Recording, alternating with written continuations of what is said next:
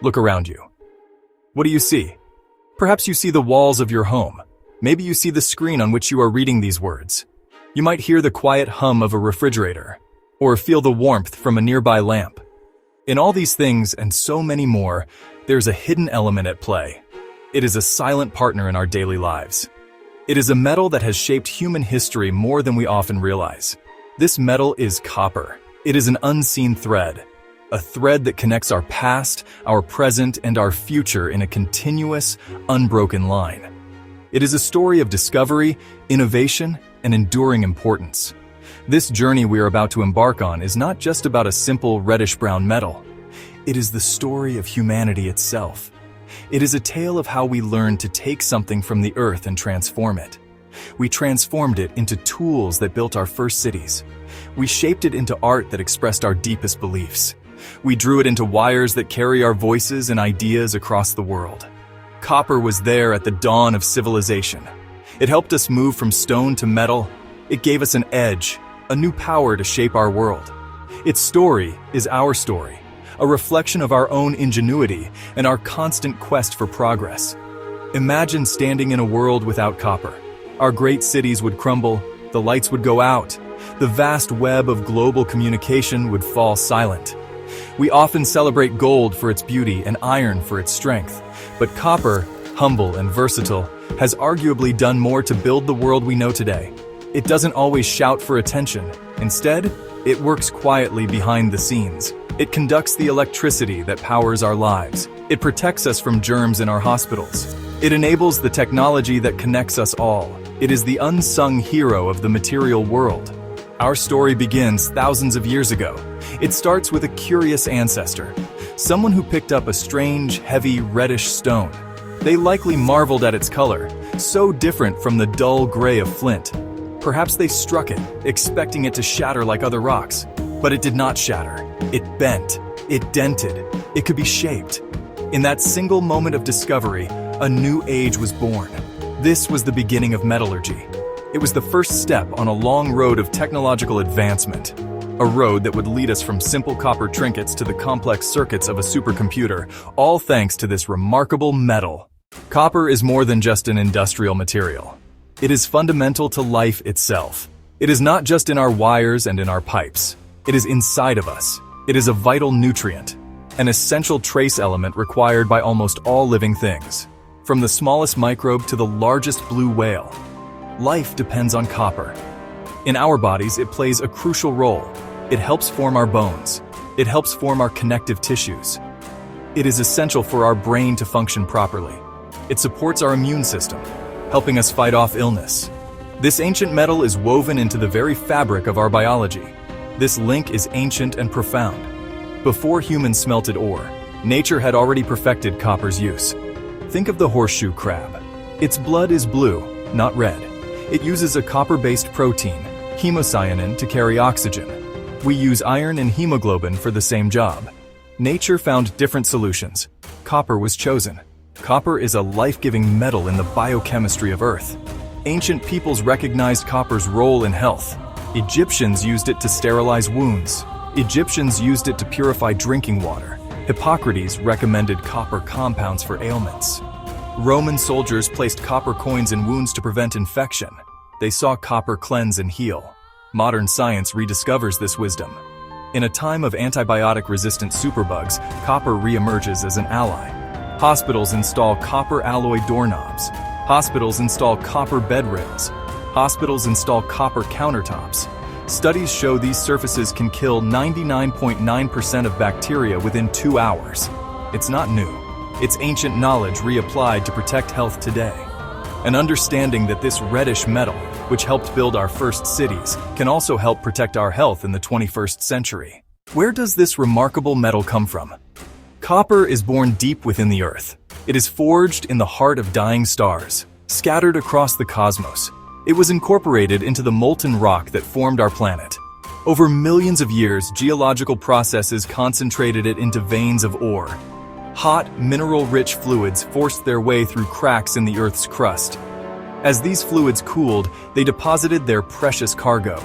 They left behind rich seams of copper-bearing minerals: malachite, azurite, Chow copyright. For most of its history, this copper lay hidden beneath our feet, locked away in stone, waiting to be discovered. Sometimes native copper was pushed to the surface. Nuggets, intricate branching formations. A startling sight for early humans. A piece of the earth that was not stone. Heavy, shiny, warm, reddish glow. It felt different. It behaved differently. Humanity's first encounter with any metal. A gift from the earth. An invitation to new possibilities. The earliest miners had no powerful machinery. Their tools were simple. Stone hammers breaking rock. Animal shoulder blades as shovels. They lit fires against the rock face and doused it with cold water. Fire setting cracked the rock, easing extraction. Slow, difficult, dangerous work. Yet they persisted. The desire for this material drove them deeper, creating the first mines in human history. These miners laid the foundation for our technological civilization. From these primitive mines, the ore began its journey.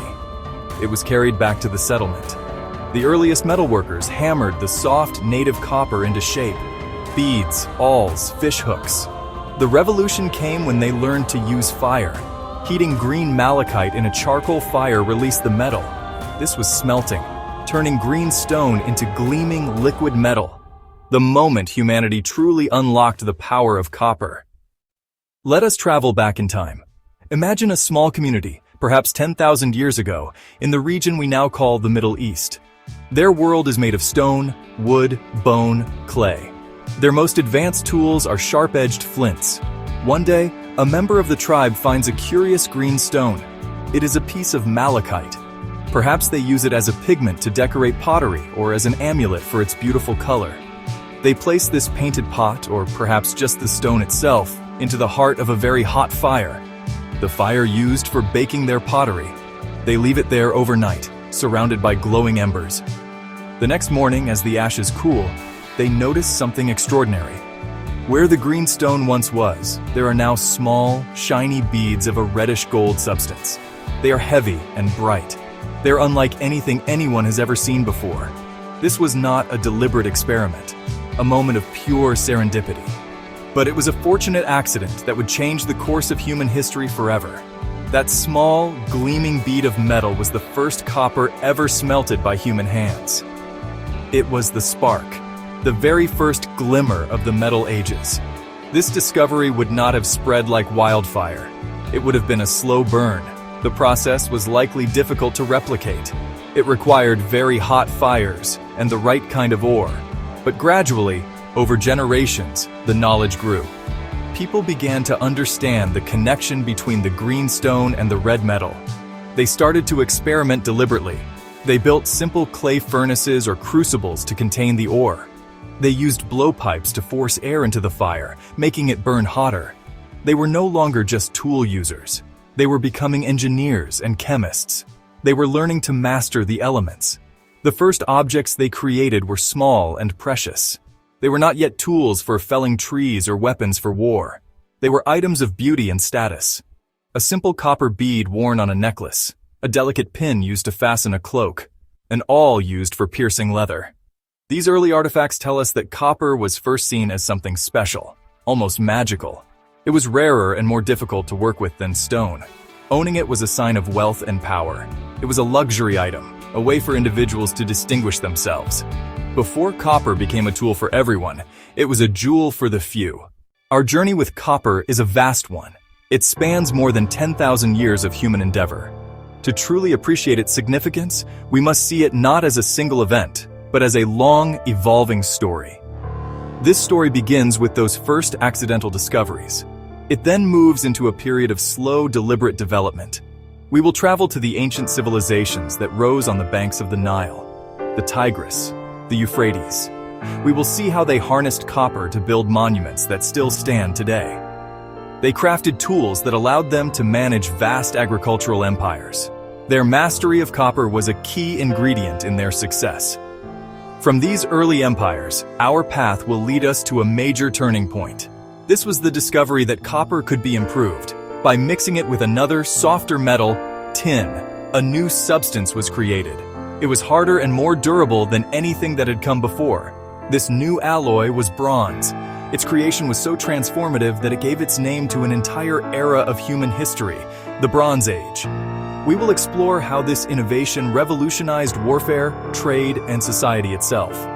The gleam of bronze armor, the sharp edge of a bronze sword, became the symbols of power and conquest across the ancient world. But the story does not end there. As civilizations rose and fell, copper's prominence sometimes faded, overshadowed by the strength of iron. Yet it never disappeared. It was always there, waiting for its next great moment. That moment arrived with a crackle of static and a flash of lightning. With the dawn of the age of electricity, copper was reborn. Its unparalleled ability to conduct electrical current made it indispensable. We will follow its journey as it was drawn into endless miles of telegraph wire, connecting continents. It became the heart of generators and motors, powering the Industrial Revolution and lighting up our cities. This brings us to our own time, the modern era. Here, copper's role is more vital and more varied than ever before. It forms the intricate nervous system of our digital world.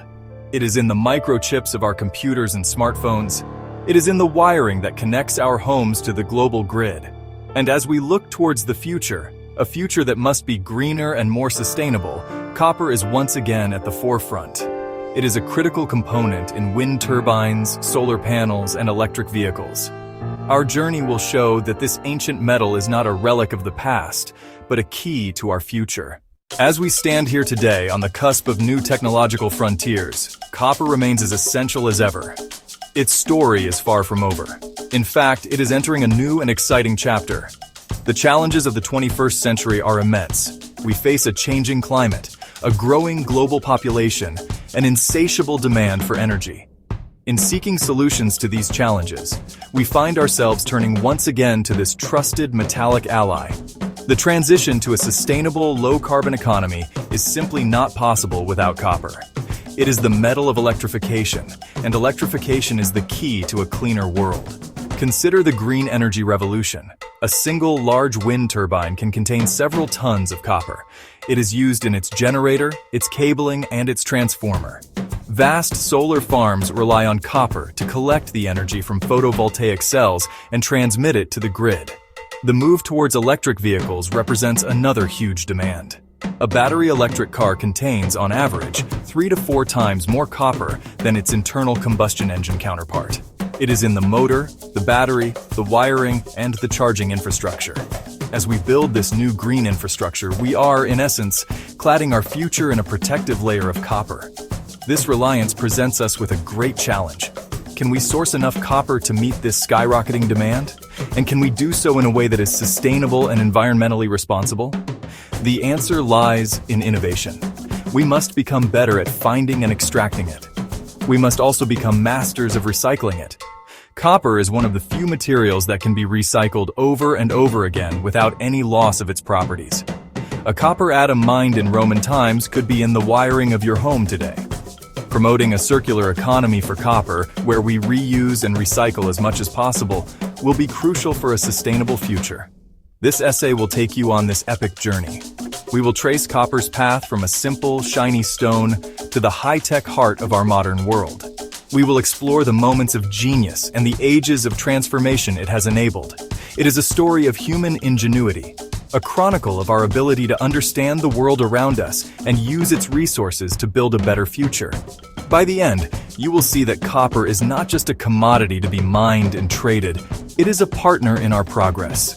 An ancient element that holds the promise of a brighter, cleaner, and more connected tomorrow for all of humanity. Let us journey deep into the past, to a time when the world of our ancestors was defined by the materials they could find and shape. For millennia, humanity's toolkit was made of stone, wood, bone. The sharpest edge was a piece of flint, carefully knapped to create a blade for hunting or carving.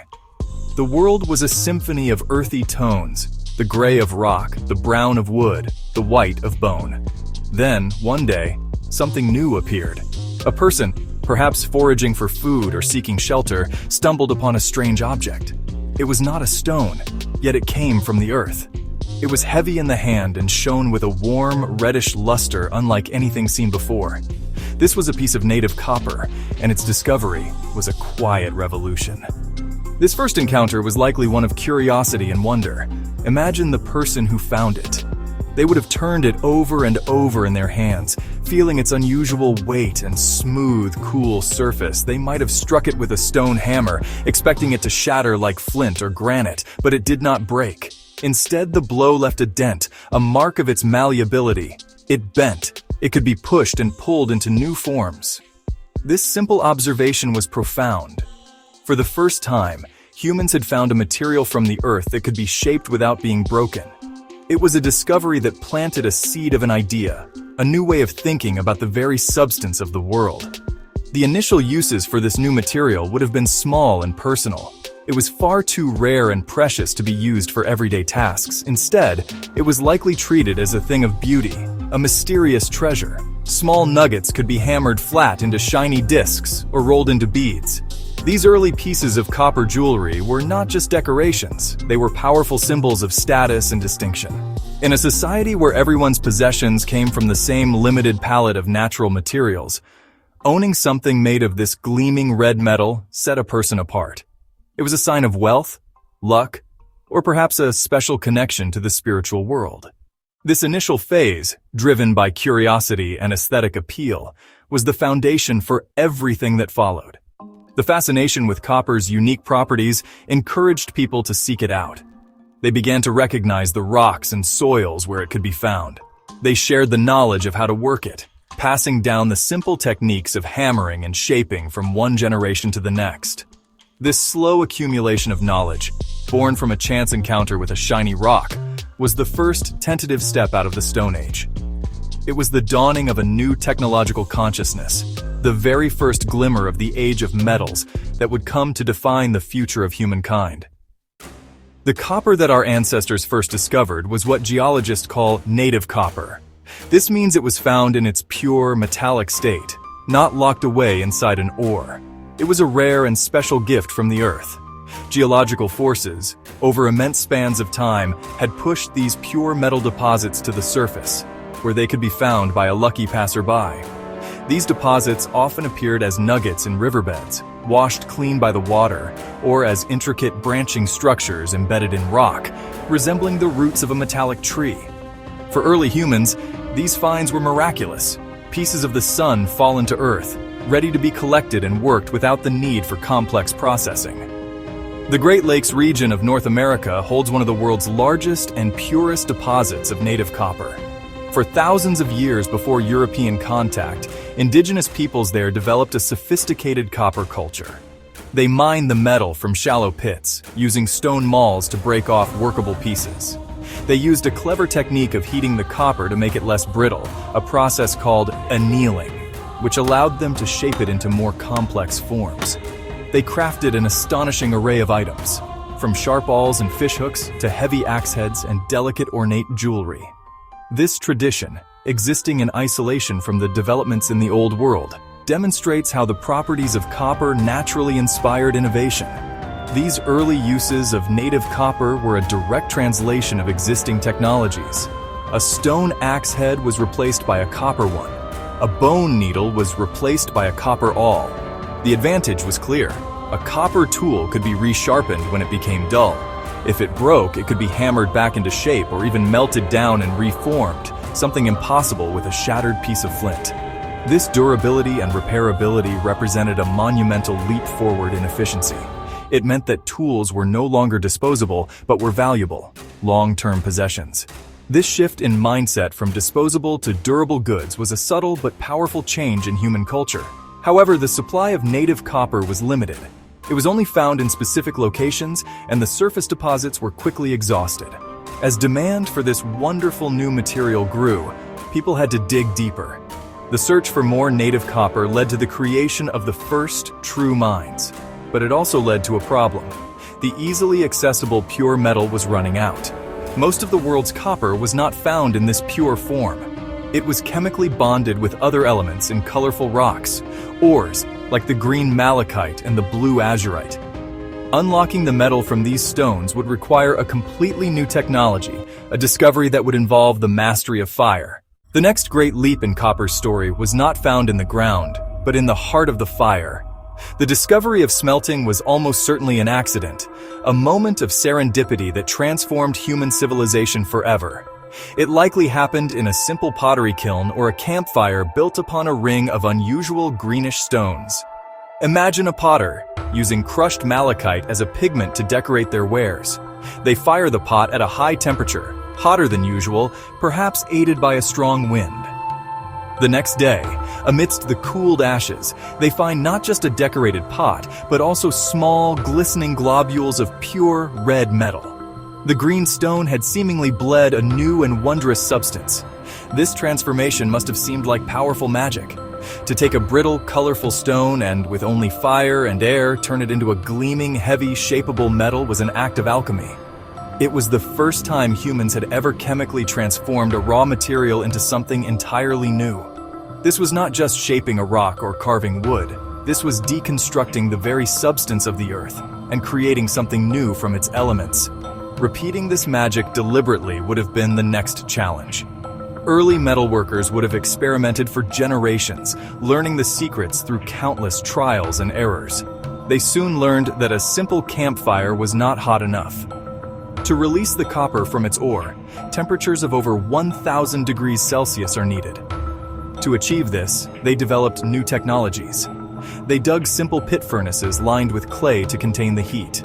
They discovered that adding charcoal to the fire provided fuel, and that the gases from charcoal enabled the chemical reaction to free the copper. They invented blowpipes, long tubes of reed or clay to force more air into the furnace and fan the flames. These innovations marked the birth of pyrotechnology and the dawn of chemical engineering. The process was messy, difficult, and dangerous, but the reward was immense. Smelting unlocked a virtually limitless supply of copper. Humanity was no longer dependent on the rare and scattered deposits of native copper. Now, any culture with ores and smelting knowledge could produce metal. This knowledge spread from its likely origin in the Near East, traveling to Egypt, Europe, and Asia. The ability to create metal from stone was a quantum leap, a technological superpower that gave those who possessed it an advantage in building, farming, and fighting. The age of stone was truly beginning to end.